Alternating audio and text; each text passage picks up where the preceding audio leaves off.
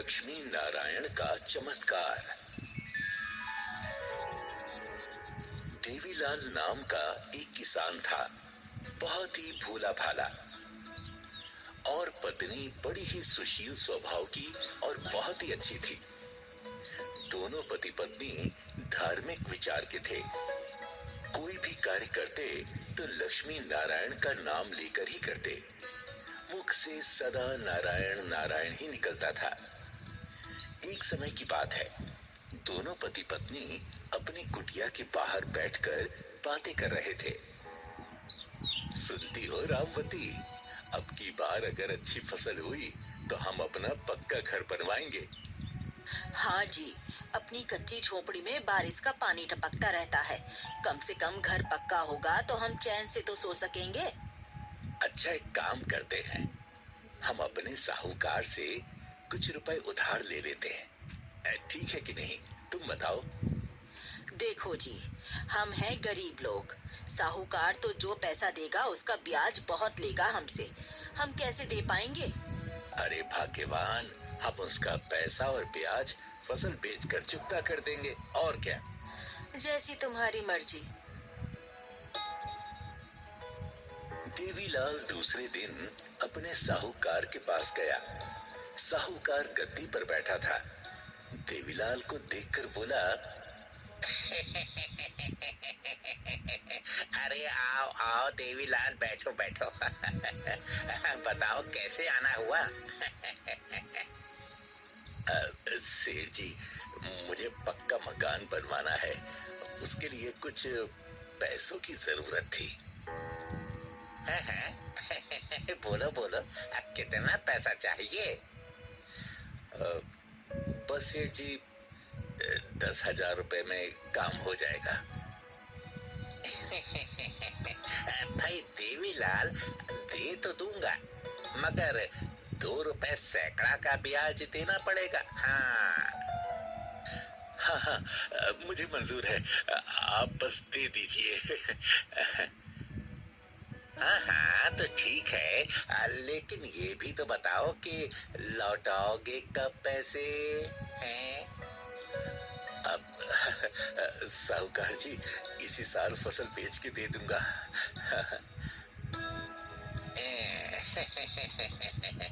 ठीक है ठीक है। ये लो 10,000 रुपए। ले जाओ ले जाओ। साहूकार गिनकर 10,000 रुपए देवीलाल को दे देता है। देवीलाल खुशी खुशी घर आता है। अजी, सेठ ने पैसे दिए क्या? हाँ हाँ, साहूकार ने पैसे दे दिए, पर उसने मुझे 2 रुपए सैकड़े के ब्याज पर पैसे दिए हैं। कितने दिन में लेगा वो पैसा वापस?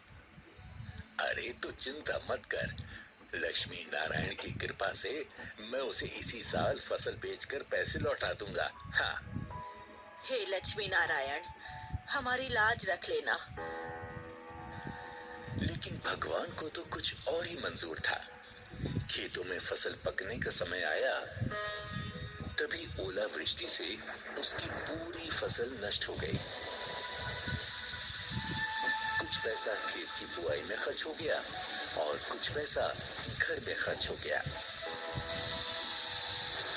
देवीलाल की फसल नष्ट हुई तो वो फूट फूट कर रोने लगा।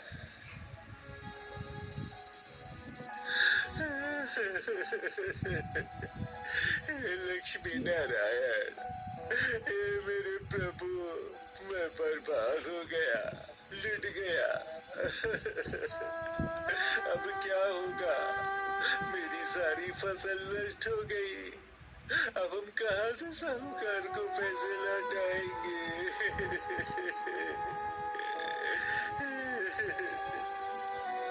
अगर हमने पैसे नहीं दिए तो साहूकार हमारे खेत मकान सब कुछ छीन लेगा। हे नारायण, हे लक्ष्मी नारायण, हमारी रक्षा करो। हमें कोई रास्ता बताओ, हम क्या करें, क्या करें हम?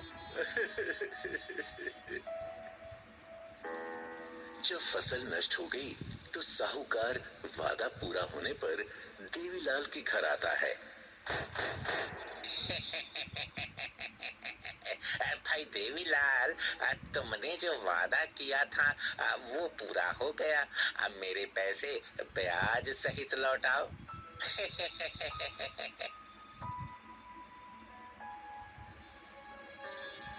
देवीलाल साहूकार के सामने बहुत गिड़गिड़ाया, पर साहूकार नहीं माना और आंखें लाल करके बोला, ना ना ना ना ना ना ना ना, ये सब नहीं चलेगा मेरे सामने।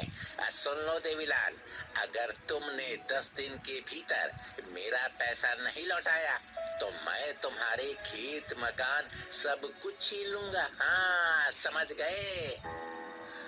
सेठ जी ऐसा मत करो, ऐसा मत करो। मुझे अगली फसल तक का कोई मौका दे दो, एक और मौका दे दो। मैं आपका पाई लौटा दूंगा, पाई लौटा दूंगा। सेठ जी, हम बहुत गरीब लोग हैं। हमारा गुजर बसर इसी खेत से होता है। हम बर्बाद हो जाएंगे। हम कहाँ जाएंगे सेठ जी? हम पर दया करो। नहीं नहीं नहीं नहीं नहीं नहीं नहीं नहीं नहीं, मैं कुछ नहीं जानता। मुझे 10 दिन के भीतर पैसा चाहिए तो चाहिए। मैं अब की बार आऊंगा तो पुलिस और वकील के साथ आऊंगा। हाँ, चलता हूँ मैं। साहूकार के जाने के बाद दोनों पति पत्नी भगवान विष्णु से रो रो के प्रार्थना करते हैं, हे विष्णु हरि भगवान, मैं आपका परम भक्त हूँ। मैं और मेरी पत्नी ने आपको भोग लगाए बिना कभी भोजन नहीं किया। हमने सच्चे मन से आपकी पूजा वंदना की। हमने आज तक आपसे कुछ नहीं मांगा भगवान। आज आज आपका भक्त बड़ी संकट में है। अगर उस साहूकार का पैसा हमने नहीं लौटाया तो हमारे खेत और मकान सब कुछ हमसे छीन लेगा। हे लक्ष्मी नारायण, आप तो निर्बल को बल देने वाले। हमारी रक्षा करो प्रभु, हमारी रक्षा करो। इधर देवीलाल विष्णु से प्रार्थना कर रहा था और उधर भगवान विष्णु अपनी शैया पर बैठे देवीलाल का सारा हाल सुन रहे थे। हाल सुनकर वो लक्ष्मी से कहते हैं, सुनो लक्ष्मी, हमारा भक्त संकट में हमें पुकार रहा है, हमें उसकी मदद करनी चाहिए। आदेश कीजिए स्वामी, मुझे क्या करना है? देवी, तुम तो धन धान की देवी हो, उस पर अपनी कृपा बरसाओ। लक्ष्मी माँ देवीलाल की पत्नी रामवती को सपने में दर्शन देती हैं और कहती हैं, देवी सुनो, मैं तुम्हें एक उपाय बताती हूँ, जरा ध्यान से सुनो। तुम अपने खेत में साग सब्जियां उगाओ, उससे तुम्हें बहुत सारे धन की प्राप्ति होगी और तुम साहूकार के कर्ज से मुक्त हो जाओगे। इतना कहकर लक्ष्मी माँ अदृश्य हो गई। सुबह रामवती नींद से जागी और अपने सपने की बात अपने पति से बताई। देवीलाल फावड़ा लेकर अपने खेत पर गया और वो मिट्टी खोदने लगा।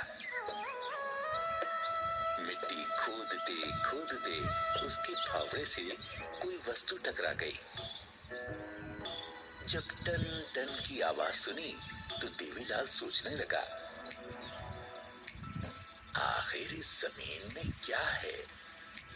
ये मेरा फावड़ा किस चीज से टकरा रहा है? जब और खोदा तो उसे मिट्टी में एक पीतल का घड़ा दिखाई दिया। वो फौरन वहां से दौड़ा दौड़ा घर आया, पत्नी को सारी बात बताई। पति पत्नी फिर से खेत पर पहुंचे। वो देखो रामवती, वो पीतल का घड़ा दिखाई दे रहा है ना? मुझे तो डर लग रहा है। अजी, डरने की कोई बात ना है। लगता है लक्ष्मी नारायण की ही ये कृपा है। तुम फौरन इस घड़े को निकालो, लक्ष्मी नारायण का नाम लेकर। हाँ। रामलाल ने नारायण नारायण कहते हुए मिट्टी से घड़े को निकाला। जब घड़े को खोला तो पति पत्नी दंग रह गए। वो घड़ा सोने के सिक्कों से भरा हुआ था। इसमें तो सोने के सिक्के भरे हुए हैं।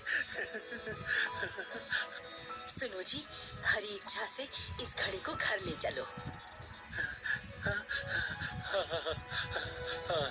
जैसी हरी की इच्छा। मैं इसको चादर में बांध लेता हूँ ताकि कोई इसे देख न पाए।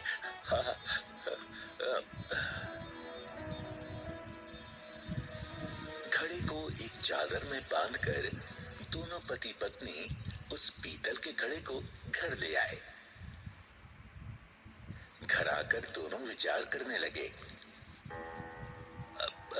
सुनो भाग्यवान, हम इतने सारे धन का क्या करेंगे? ये तो बहुत सारा धन है।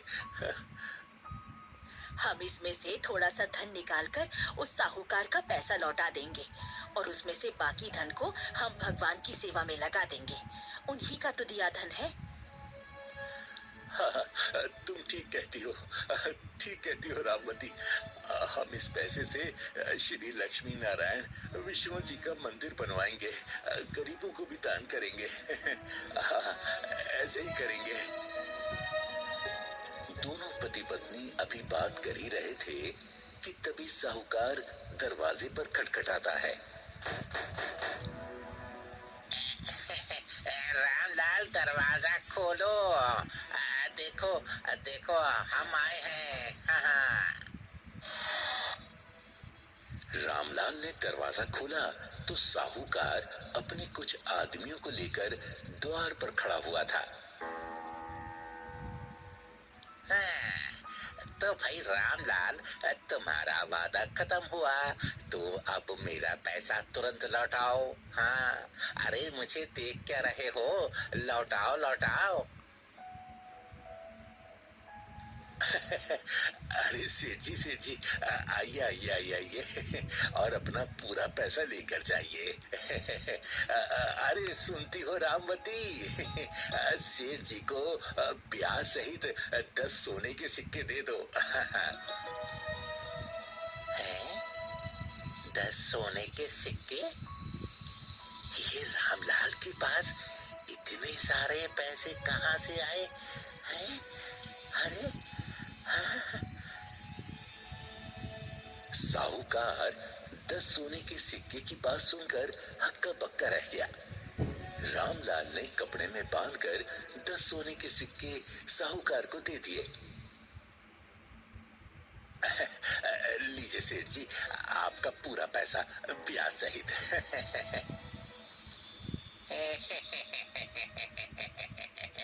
रामलाल, तुम तो लगता है पूरा मान गए। अरे कोई बात नहीं, कोई बात नहीं, इतनी जल्दी काहे की है? अरे दे देते पैसे बाद में भी। चलो कोई बात नहीं, कोई बात नहीं। भाई मेरा हिसाब तो पूरा हो गया। लेकिन रामलाल, मुझे ये तो बताओ कि ये सोने के सिक्के आए कहाँ से हैं? सेठ जी, ये तो बस मेरे प्रभु नारायण हरि की कृपा है। जय हो, जय हो।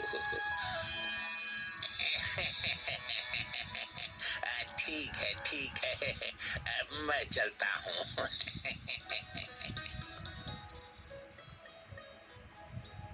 साहूकार घर पहुंचकर सोचने लगा कि रामलाल के पास इतना पैसा आया कहां से।